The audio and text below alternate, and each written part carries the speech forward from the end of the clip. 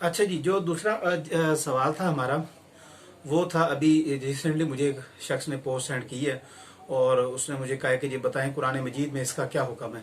तो मेरे भाई देखें, कुरान मजीद का जो कानून है वो 1400 साल पहले हमारे पास आ चुका है। वो अलग बात है कि आप इसको इम्प्लीमेंट नहीं कर रहे, आप इसको अमल दरामद नहीं कर रहे, ये हमारी कमजोरी है। वगरना कुरान मजीद में इसका हुक्म आ चुका है। सबसे पहले मैं कुरान मजीद की आयत पेश करता हूँ कि अज़्ज़ानियतु वज़्ज़ानी फजलिदू कुल्ला वाहिद मिनहुमा।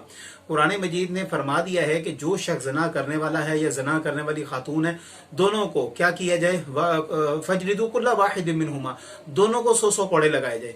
और सिर्फ यहाँ तक नहीं बात खत्म हुई, आगे अल्लाह ताला फरमाता है कि कोड़े भी लगाए जाए और साथ साथ इस बात का भी यकीन दहानी की जाए कि आपके दिल में रहम ना है इनके मामले में कोई।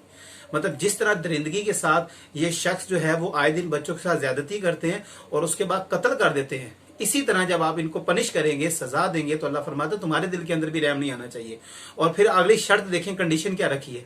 अल्लाह ताला फरमाता है कि सिर्फ ये नहीं कि तुम्हारे दिल के अंदर रहम नहीं आना चाहिए, बल्कि साथ ये भी है कि तुम्हारा अल्लाह के ऊपर ईमान भी हो और आखिरत के ऊपर ईमान भी हो। इस बात को भी यकीन दहानी आप अल्लाह ताला ने करवाई है कि इंसान इस बात से बिल्कुल जो है वो मुकरे ना या भूले ना कि कोई आखिरत का दिन आना है, द डे ऑफ जजमेंट आना है, जहां पे तुम्हें परखा जाएगा, जहां पे तुमसे सवाल किया जाएगा, पूछा जाएगा। और फिर अगली शर्त देखिए किस कदर खूबसूरत शर्त अल्लाह ताला ने रखी है कि जब इनको सजा दी जाए तो उसी तरह वहां पर तुम एक मुसलमानों का गुरोह बुलाओ ताकि वो भी देखें और इससे इबरत हासिल करें।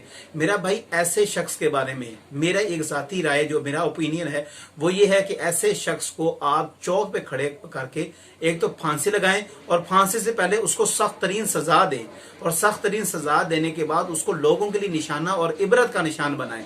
मतलब ये आप ये देखें कि आए दिन जो है अब ये तमाशाबाजी चल गया है और जिसका दिल करता है मुंह उठा के वो ज्यादती करता है और फिर उसके बाद बच्चे को कत्ल कर देता है। लिहाजा खुदा रहा इसके मामले में को जो है वो सिंसियर होके हमें सोचना चाहिए और यही कुरान मजीद का फैसला है और यही हमारे फैसले।